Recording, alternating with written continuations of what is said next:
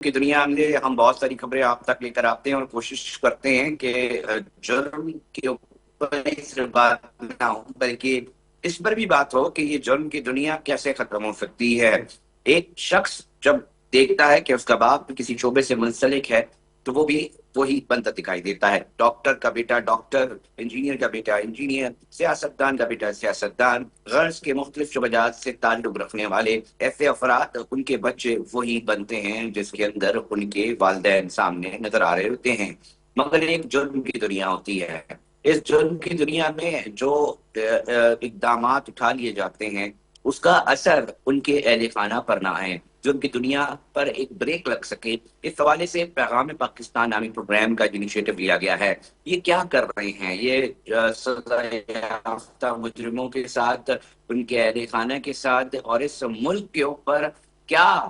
کمال کام کر رہے ہیں، اس کے اوپر آج بات کریں گے۔ پروفیسر مراج صاحب نے میرا ٹیلیفون پہ جوائن کیا ہے۔ مراج صاحب، پہلے تو مجھے اس پروگرام کے حوالے سے بتائیے گا، پھر ہم اس کی ڈیٹیلز میں جائیں گے کہ یہ کیوں سوچا ہے کہ جناب جو سزا یافتہ مجرم ہیں انہی کے اہل خانہ کے ساتھ جو ہے ان کی تعلیم، ان کے دیگر معاملات کو دیکھا جائے۔ السلام علیکم سر، پاکستان ٹوڈے میں بہت شکر گزار ہوں آپ کا کہ آپ نے مجھے چانس دیا، اور یہ جو پروگرام ہے پیغام پاکستان، یہ دنیا کا امن کا ایک انیشیٹو ہے جو پاکستان نے لیا ہے، جسے ہماری این جی اوز اس کو مانیٹر کر رہی ہے اور ایگزیکیوٹ کر رہی ہے۔ پائلٹ پروجیکٹ اس کا سندھ میں ہے۔ اس کو سوچنے کی پچھلے 10 سالوں سے اس پہ R&D ہوا ہے، ریسرچ اینڈ ڈیولپ ہوا ہے کہ 93% جو کنوکٹڈ ہے، جو لوگ جرم کرتے ہیں، سزا یافتہ ہوتے ہیں، وہ الٹریٹ ہوتے ہیں، ایجوکیشن نہیں ہوتی ہے، اور 7% لوگ جو ہیں وہ لٹریٹ ہوتے ہیں۔ تو یہ بات ثابت ہوتی ہے کہ 90+ جو لوگ ہیں وہ لوگ تعلیم نہ ہونے کی وجہ سے شارٹ کٹ اور ان لوگوں کے نیریٹو کو، جو لوگ جرم کی دنیا میں ہوتے ہیں، اس میں جانا ان کے لیے آسان ہوتا ہے، اور وہی ہینڈلر ان کو جو ہے وہ اپنے چھوٹی چھوٹی محرومی کے بقدر جو ہے وہ اپنے مقاصد میں استعمال کر لیتا ہے، اور بعد میں یہ لوگ تو آئینی سزا پا رہے ہوتے ہیں جیلوں میں، لیکن در حقیقت یہ ریسرچ ہے کہ صحیح معلوم میں جو سزا ہے وہ بچہ پا رہا ہوتا ہے جو بنا باپ کے زندگی اس معاشرے میں گزارتا ہے۔ وہ عورت جو بیوی ہوتی ہے، اچھا، اور مجھے تھوڑا سا یہ بھی بتائیے گا میراج صاحب کہ اب تک آپ کے پاس کتنی سکسیس سٹوریز ہیں، اور جب آپ ان فیملیز سے مل رہے ہوتے ہیں تو کس طرح کے ان کے پاس سے رسپانس آ رہا ہوتا ہے، بالخصوص جب ان کی تعلیم کے معاملات آپ دیکھ رہے ہوتے ہیں، اور کتنے لوگوں کو اب تک آپ اس وقت کفالت کر رہے ہیں آپ اس پروگرام کے تحت؟ دیکھیں، یہ صحیح معلوم میں ایک کرائم کو جو ہے وہ زنجیر کو توڑنے کے لیے ایک پروگرام ہے۔ یہ 12 مارچ کا اس کو انیشیٹو 2025 میں لیا گیا ہے۔ پائلٹ پروجیکٹ جو ہے وہ سندھ میں کیا گیا، اور ہم نے سینٹرل جیل کراچی میں، حیدرآباد، سکھر اور مومین جیل، ان سب پہ سب سے پہلے سیمینار کیا، اور کنوکٹڈ کے ساتھ ہم نے انٹریکشن کی، اور ان سے یہ بات کی کہ دیکھیں، آپ میں اور ایک عام آدمی میں اتنا فرق ہے کہ آپ شاید اس ٹائم پر شارٹ کٹ یا غصے پہ قابو نہیں کر پائے، لیکن آج آپ نے پاکستان کے اندر املاک کو اور لوگوں کو منشیات یا دیگر میں نقصان ضرور پہنچایا ہے، لیکن ہم آپ کے بچے کو سینے سے لگاتے ہیں۔ آپ جہاں دل چاہتا ہے، پرائیویٹ، گورنمنٹ میں، کسی بھی اسکول، کالج اور یونیورسٹی میں پڑھانا جاتے ہیں، اس طریقے سے ہمارے پاس ٹوٹل سندھ کے اندر جو ہے وہ 24,000 جو ہیں وہ لوگ ہیں جو جیلوں میں بند ہیں، اور اس میں سے 4200 لوگ جو ہیں وہ کنوکٹڈ ہیں۔ ہم نے within 3 month کے اندر جو ہے وہ 886 لوگوں کو جو ہے ان کے بچوں کو اسکول، یونیورسٹیز میں داخلہ کروایا ہے۔ یقیناً اس درمیان میں کئی سٹوریز تھی معاشرے کے حوالے سے۔ ان کا سب سے بڑا تحفظ یہ تھا کہ ٹھیک ہے، آپ ہمارے بچوں کو بہت اچھی ایجوکیشن دینے جا رہے ہیں، لیکن ایسا نہیں ہو کہ وہاں اسکول میں میرے بچے کو یہ بتایا جائے کہ تم کسی سزا یافتہ کے ہو۔ تو ہم نے ان بچوں کا ٹیسٹ لیا اور ان کو ایک اسکالرشپ کے پینل پہ لائے کھڑا کیا، اور اداروں کو یہ بتایا کہ اس بچے کو ہم اسکالرشپ دے رہے ہیں تو وہ بچے کی عزت نفس بھی محفوظ رہے، تو تاکہ معاشرے کے اندر وہ اپنی ایک آئیڈینٹی بنا سکتا ہو۔ تو ہم نے تقریباً ابھی 885 لوگوں کو بچوں کو اکومنڈیٹ کیا ہے. مراز صاحب تھوڑا سا اس حوالے سے بتائیے گا کہ جرم سے وابستہ جو افراد ہیں جو سزا یافتہ ہیں وہ جرم پہ کیا اپنی رائے رکھتے دکھائی دیتے ہیں اور وہ اس کی بنیادی وجوہات کیا بتاتے ہیں کہ ہم اس طرف اتنی سنگین نوعیت پر کیسے گئے اور ان کا فائنینشیل بیک گراؤنڈ جو ہیں وہ کیسے ہیں؟ کیا وہ جو بہت زیادہ اہم اور ہاربل جرم ہے اس کے اندر ان کو فائنینشلی بڑا بہت زیادہ پیسہ ملا یا اس کی موٹیوز کیا تھی؟ اس حوالے سے بھی آپ آگاہ کریں ہمارے ناظرین کو. دیکھیں اگر ایسا ہوتا کہ وہ اس جرم کے ساتھ زندگی گزارنے پر اور جو جیل سیاسی مذہبی منشیات فروش یا لینڈ یا جو بھی جرائم کر رہے تھے کسی کے ساتھ بھی ملٹرین پہ تھے، لیکن ابھی ان کی کنڈیشن یہ ہے کہ اگر انہوں نے یہ جو پیسے آتے ہیں جو جرائم کے پیسے ہوتے ہیں اس کی صحیح معلوم میں کوئی برکت نہیں ہے. یہ بالکل حرام اور حلال میں واضح فرق میں نے دیکھا ہے. کیا بتاتے ہیں یہ مجرم ہیں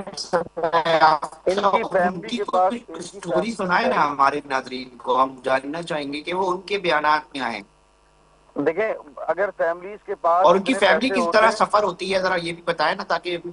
یہ میں آپ کو بتاؤں کہ کنڈیشن یہ ہے کہ جو منشیات فروش جو کروڑوں روپے کے منشیات پر پاکستان کے نوجوانوں کو لگاتا تھا اور جب وہ باہر تھا تو اپنی زندگی جب اس کو آئینی سزا ہوئی ہے تو جب ہم نے ان کی فیملی سے ملاقات کی ہے تو بلیو کریں ان کے 8 سال کے بچے جو ہیں اس کے باپ کے ہینڈلر کے ذریعے وہ مختلف منشیات کے سپلائی اور ان کی خواتین تھیں.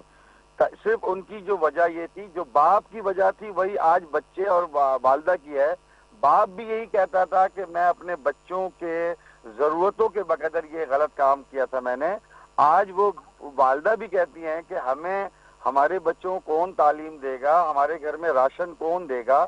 تو دیکھیں یہ سب سے مین تو یہ ہے کہ پوری دنیا کے اندر جیلوں کے اندر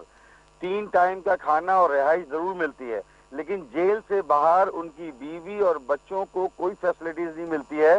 یہ ایسا ہی ہے کہ جیسے آپ نے ایک بچے اور بیوی کو چھوڑ دیا ہے تو یقیناً پیچھے سے وہ جو ہینڈلر ہے جو بھی جرم کرتا ہے یا جو معاشرے کے اندر خرابی کا ذریعہ بنتا ہے وہ ان کو اس ٹریک پہ چڑھا دے گا. تو پیغام پاکستان کا انیشیٹو یہی ہے کہ ہم کسی طرح ان بچوں کو، یہ دشمن ضرور ہوں گے، یہ آئینی سزا پا رہے ہیں، ان کو سینے سے لگائیں اور ان کو تعلیم یافتہ بنائیں. تعلیم کے ذریعے ان کو ہم اس مقام صاحب تک ایک پہنچا بہت رہے ہیں. اچھا انیشیٹو ہے، اس میں دو رائے نہیں ہے. میں ایک اور چیز جاننا چاہوں گا کہ جیلوں کو دنیا بھر میں ریفارمز کا ایک ذریعہ سمجھا جاتا ہے. میں چاہوں گا کہ ہماری جیلوں کے اندر ریفارمز کے کن آبجیکٹیوز کے اوپر کام ہو رہا ہے وہ بھی رائے ہے نہیں؟ یا آپ کیا سمجھتے ہیں، آپ کی کیا رائے ہے کہ یہ جو جیل ہے یہ خود قیدیوں کو جو کہ سزا یافتہ نہ بھی ہو، انڈر ٹرائل ہو یا وہ باہر آ جائیں تو ان کی ذہنی کیفیت کیا ہوتی ہے نکلنے کے بعد؟ وہ کس سچویشن کے اندر جاتے ہیں؟ آیا کہ وہ ایک اچھے شہری نکل کر جیل کے بعد بنتے ہیں، یا پھر آپ کی کیا رائے ہے اور اس کے پیچھے بنیادی وجوہات آپ نے کیا دیکھی ہیں؟ آپ ریسرچر بھی ہیں، میں چاہوں گا کہ اس حوالے سے بھی بتائیں. دیکھیں ایکچولی میں تو کنوکٹڈ قیدی جو سزا یافتہ ہیں ان کے ساتھ میرا انٹریکشن ہے. پوری دنیا میں یو ایس اے، آسٹریلیا جتنے بھی جیل ہیں، امریکہ کے جیل سے بھی بہتر جیل میں نے سندھ کے بہت سارے جیلوں کو دیکھا ہے. رہ گئے خرابی یہ ہو سکتی ہے کہ ان کے اندر رہنے کے جو فیسلٹیز ملتی ہے دنیا کے اندر وہ فیسلٹیز یہاں پر جیلوں میں موجود ہے الحمدللہ. لیکن یہ جو آپ کہہ رہے ہیں کہ ریہیبلیٹیشن کے لیے ان کی کاؤنسلنگ یہ بہت ضروری ہے. پیغام پاکستان ہر مہینے ہر جیل میں کنوکٹڈ کے ساتھ مختلف موٹیویشن، اسٹریس مینجمنٹ، ان کو زندگی کا مقصد یہ بتاتی ہے. مجھے ایسا لگتا ہے کہ کنوکٹڈ کے پاس کوئی زندگی کا مقصد صرف یہ تھا کہ پیسے بہت جلدی کمانے ہیں، ضرورت زندگی کرنا ہے. تو ان کو یہ بتانا مقصد ضروری ہے کہ یہ زندگی مختصر ہے، اس میں کچھ ذمہ داری ہے. صرف ہمارا پرابلم ہے وقت سے پہلے اور ضرورت سے زیادہ. جو چیز زندگی میں ملنی ہے وہ وقت پہ ملنی ہے. ہم جب پریشان ہوتے ہیں، جرم کے دائرے میں آتے ہیں، جب ہم اس چیز کو وقت سے پہلے لینے کی کوشش کرتے ہیں. تو دیکھیں یہ کنوکٹڈ جو باہر آئے گا اور میں ایک آپ کو علی رضا بتاؤں بات کہ اگر آپ کسی باپ کی فیلنگ وہ بھلے سزا یافتہ ہو یا باہر والا ہو، میں نے کنوکٹڈ کو دیکھا ہے وہ روتے ہوئے دیکھا ہے کہ جب ہم نے کہا کہ تمہارے بچوں کو ہم پڑھائیں گے، تمہارے گھر میں راشن بھی دیں گے، اور صرف آپ سے ایک پرامس کرتے ہیں کہ جب تم باہر آؤ تو تمہارا بچہ ایک معزز شہری ہوگا، تو پھر تم کیا کرو گے؟ اس نے کہا ہم جرم سے توبہ کریں گے،